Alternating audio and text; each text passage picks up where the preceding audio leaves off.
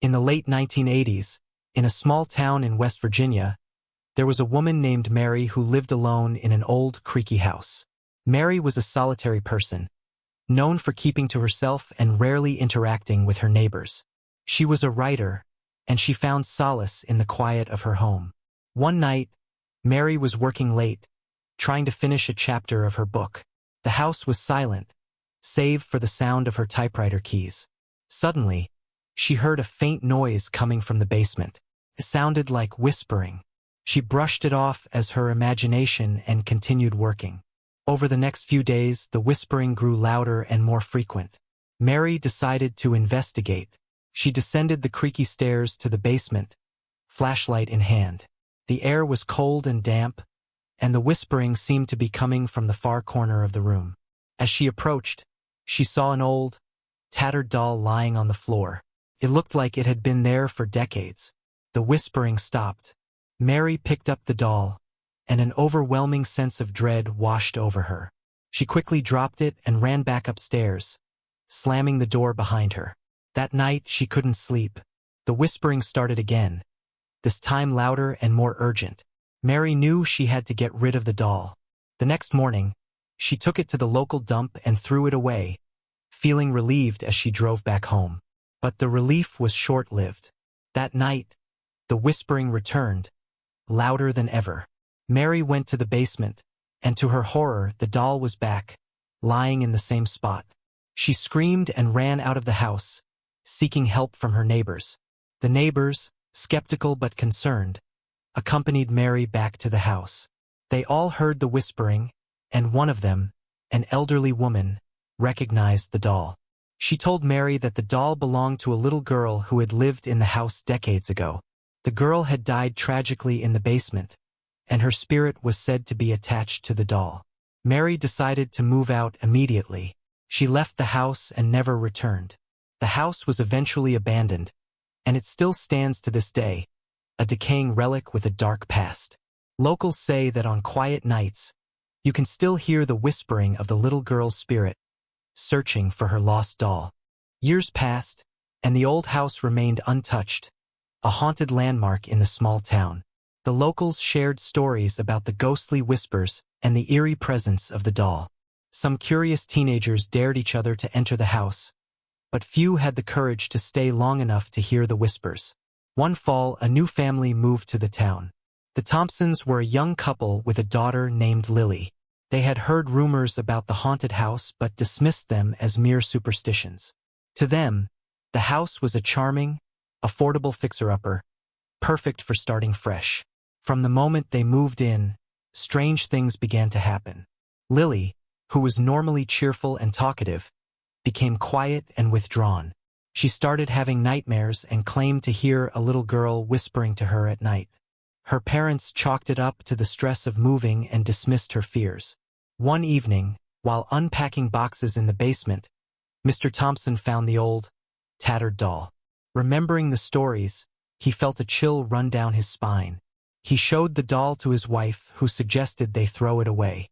They put the doll in the trash bin outside, hoping to rid themselves of any bad luck. That night, the whispers returned, louder and more insistent. Lily woke up screaming, saying that the little girl wanted her doll back. Desperate and scared, the Thompsons retrieved the doll from the trash and placed it in the basement. They hoped this would calm whatever spirit was haunting their home. But the haunting only intensified. Objects moved on their own, lights flickered, and the whispering grew louder each night.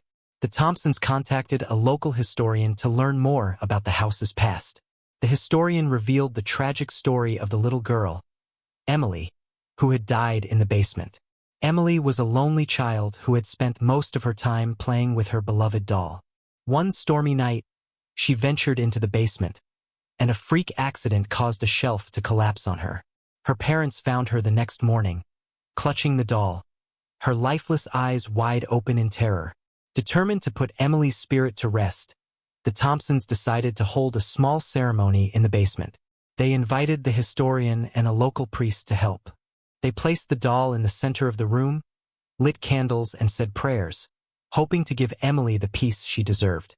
As they concluded the ceremony, The temperature in the room dropped suddenly, and a faint, mournful whisper filled the air. The candles flickered and went out. For a moment, everything was silent. Then the whispering stopped. The Thompsons felt a sense of relief wash over them. They left the basement, hoping that Emily's spirit had finally found peace. That night, for the first time since they moved in, there were no whispers, no flickering lights, and no nightmares. Years later, the Thompsons still lived in the house, now fully renovated and filled with laughter. They kept the doll in a glass case in the basement, as a reminder of the little girl who once lived there. And though the whispers had ceased, they never forgot the chilling experience that had brought them closer as a family. Years went by, and the story of Emily and the haunted house faded into local legend. The Thompsons had grown comfortable in their home, raising Lily in a place that now felt warm and safe.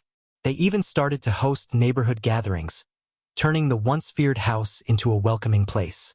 One evening, during one of their gatherings, Lily, now a teenager, was showing her friends the glass case with Emily's doll. They marveled at the story, but one of Lily's friends, Jake, was skeptical. He joked about the ghost stories, claiming they were nothing more than exaggerated tales to scare children. To prove his point, Jake opened the glass case and took out the doll, challenging the spirit of Emily to show itself.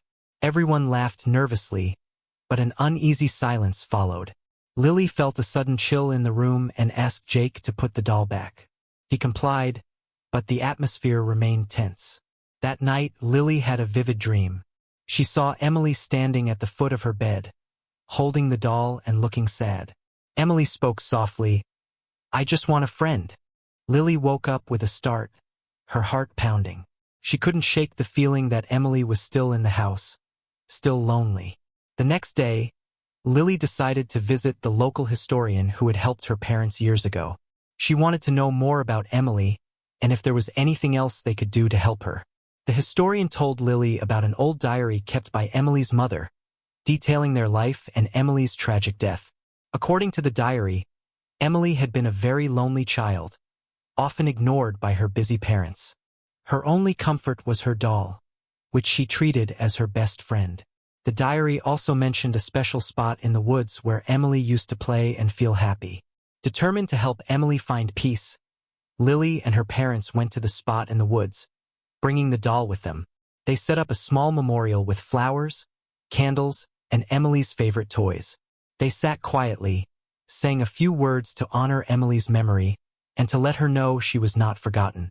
As they finished, a gentle breeze rustled the leaves, and for a moment, Lily thought she heard a faint giggle. The air seemed lighter, and the forest felt peaceful. They left the doll at the memorial, hoping Emily would find comfort in her favorite place. After that day, the house was quieter than ever. There were no more whispers, no flickering lights, and no nightmares. Lily often visited the spot in the woods, leaving small tokens and talking to Emily. She felt a connection to the little girl who had once been so lonely. The Thompsons continued to live happily in the house, sharing their story with new neighbors and keeping Emily's memory alive. They believed that by acknowledging her loneliness and honoring her memory, they had helped Emily finally find the friend she had always wanted. And though the house was no longer haunted, the tale of Emily and her doll became a part of the town's history, a reminder of the importance of compassion, remembrance, and the power of a loving family to bring peace to even the most restless spirits. Years passed and Lily grew up, went to college, and eventually moved to a nearby city for work. The Thompson house remained a cherished family home, a place filled with memories and the warmth of the family that had turned a haunted house into a loving home. One summer, Lily decided to visit her parents. She invited a few friends from the city, eager to share the peaceful charm of her childhood home and the story of Emily. Among her friends was a young woman named Sarah, who was particularly sensitive to the supernatural. On the first night of their stay, Sarah couldn't shake an eerie feeling. She had heard the story of Emily and the doll and felt a strong pull to visit the memorial in the woods. She asked Lily if they could go the next day, and Lily, always happy to pay her respects to Emily, agreed. The following morning, they set off for the woods. As they reached the memorial, Sarah felt a wave of sadness wash over her. She knelt down, touched the old doll and closed her eyes. Almost instantly, she felt a presence, a young girl's spirit reaching out to her. Sarah later explained that Emily's spirit wasn't entirely at peace. While she was no longer restless, she remained lonely, yearning for companionship. Sarah suggested they find a way to connect with Emily more deeply, perhaps by inviting her spirit to join them in the house. Lily was hesitant at first, fearing it might disturb the tranquility they had worked so hard to achieve. But Sarah assured her that with the right intentions, they could create a bond that would bring comfort to Emily's spirit. That evening, they prepared a small ceremony in the living room. They gathered items that had belonged to Emily: the diary, a photo of her and her parents, and a few toys from the memorial. They lit candles and sat in a circle, holding hands. Sarah led the group in a gentle invocation, inviting Emily's spirit to join them, to feel welcome and loved. The room grew quiet, and the air felt charged with a soft, comforting energy. For a moment, everyone felt a presence, a warm, childlike spirit that seemed to be exploring the room with curiosity and joy. In the days that followed, subtle changes occurred in the house. They would hear soft giggles in the distance, feel a gentle touch on their shoulders, or see small toys moved as if someone had been playing with them. Emily's spirit seemed to be happier, more content. One night, as Lily was preparing to return to the city, she had a dream. In it, Emily appeared, holding her doll and smiling brightly. "Thank you," she said. "I'm not lonely anymore. I have friends now." Lily woke up with tears in her eyes, feeling a profound sense of fulfillment. From then on, the house had a new kind of presence. Emily's spirit became a cherished part of the family, her playful energy adding to the warmth and love that filled the home. The Thompsons continued to honor her memory, celebrating her birthday and leaving small gifts at the memorial in the woods. The story of Emily and her doll became a beloved part of the town's heritage. Visitors would come to hear the tale, to see the memorial, and to feel the gentle presence of the little girl who had found peace and friendship through the kindness of a loving family. The Thompson house, once feared, became a symbol of hope and compassion, a testament to the power of understanding and the enduring bond between the living and the spirits who linger, seeking solace and love. Several more years went by, and the Thompson house continued to be a place of warmth, happiness, and love. Lily eventually got married and had children of her own, bringing them to visit their grandparents and the home where she had grown up. Emily's presence was now a comforting aspect of the house, her spirit a gentle guardian over the family. Lily's daughter, Emma, was particularly attuned to Emily's spirit. From a young age, she would talk about her invisible friend and describe playing games with a little girl who matched Emily's description. Lily and her parents were comforted by the idea that Emma and Emily had formed a special bond, bridging the gap between the living and the spirit world. One summer, as Emma was turning 8, she asked for a special birthday party at the house. She wanted to celebrate with Emily. Lily and her parents happily obliged, planning a day filled with games, laughter, and a picnic near Emily's memorial in the woods. The day of the party was bright and sunny. Emma's friends from school came, and they played games in the backyard, running and laughing. At Emma's insistence, they included a seat at the picnic table for Emily, complete with a small plate of food and a slice of cake. During the party, Emma wandered off to the edge of the woods. Lily noticed and followed her, finding her daughter sitting quietly at the memorial. Emma was talking softly, her eyes closed, as if she were in deep conversation. Lily approached and knelt beside her daughter. "What are you talking about, sweetie?" she asked gently. Emma opened her eyes and smiled. "Emily says thank you for the party. She says she's really happy and that she's not alone anymore. She also said there's something important she wants us to know." Curious and slightly unnerved, Lily asked, "What is it, Emma?" Emma took a deep breath and replied, "Emily wants us to look under the old oak tree near the house. She says there's something there that we need to find." That evening, after the party had ended and the guests had left, Lily and her parents decided to investigate. They grabbed a shovel and a flashlight and headed to the large, ancient oak tree that stood near the house. They began digging at the base of the tree. After a few minutes, the shovel struck something hard. Carefully, they unearthed a small, weathered wooden box. Inside the box, they found a collection of old letters and photographs, along with a locket. The letters were from Emily's parents, written to her but never delivered. They spoke of their deep love for their daughter, their sorrow over her tragic death, and their regret for not being more present in her life.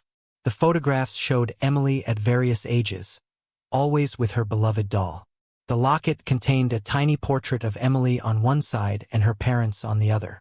It was clear that this box had been hidden away for decades, a treasure trove of a family's love and sorrow. Lily's parents, deeply moved, decided to place the letters, photographs, and locket in a special place in the house, creating a small shrine to honor Emily and her parents. They hoped that this act of remembrance would bring further peace to Emily's spirit. That night, Lily had another vivid dream. In it, Emily appeared once more, holding the locket and smiling. "Thank you," she said again. "Now I know my parents loved me. I'm happy, and I can rest." From that moment on, the house felt lighter and more serene. Emma continued to speak of Emily, but now with a sense of joy and friendship, rather than sadness. The Thompson family knew that they had truly helped Emily find peace. The story of Emily and the hidden box spread through the town, adding a new chapter to the legend. The Thompson house remained a beacon of love, compassion, and the enduring power of understanding, a place where the living and the spirits found harmony and connection. Life continued to flourish in the Thompson household, with Emma growing up in a home filled with warmth and a unique understanding of the supernatural. The bond between Emma and Emily's spirit remained strong, and over time, Emma learned to appreciate the special connection she had with the unseen. As Emma grew older, she became more curious about Emily's life and what more could be done to honor her memory. She delved into local history, spoke with the historian who had once helped her mother, and even visited the local library to find any more clues about Emily's family and their past. One day, while Emma was researching at the library, she discovered an old journal that had been donated by a distant relative of Emily's family. The journal belonged to Emily's mother and detailed her grief after Emily's death, as well as her attempts to communicate with her daughter's spirit. It became clear that Emily's mother had been tormented by guilt and had sought to reach out to Emily long after her passing. Emma brought the journal home and shared it with her family. They decided it was time to take further action to bring closure to Emily's story. They planned a commemorative event, inviting the townsfolk and anyone who had ever been touched by the story of Emily and her doll. The event took place on a crisp autumn day, under the old oak tree where they had found the box. The Thompsons set up a display with Emily's photographs, letters, and the locket. They also included Emily's mother's journal, allowing the community to read and understand the depth of love and sorrow that had marked Emily's family. As the townsfolk gathered, Emma took the lead in sharing Emily's story. She spoke of the tragic accident, the lonely spirit, and the loving family who had transformed their home into a sanctuary for Emily's spirit. Emma also shared her vision of creating a lasting memorial for Emily and her family, a place where people could come to remember and reflect. Moved by Emma's words, the community rallied together to build a small, beautiful memorial garden near the house. They planted flowers, placed a bench for visitors, and added a plaque that told Emily's story and honored her family's memory. It became a place of peace, not just for Emily's spirit, but for anyone seeking solace and reflection. As the garden took shape, the Thompsons and the townsfolk noticed a profound change in the atmosphere of the house and the surrounding area. The whispers and ghostly occurrences that had once characterized the home were now replaced with a sense of calm and contentment. Emily's presence was still felt, but it was a gentle, protective aura rather than a restless spirit. One evening, as the family gathered in the garden, Emma had a final dream about Emily.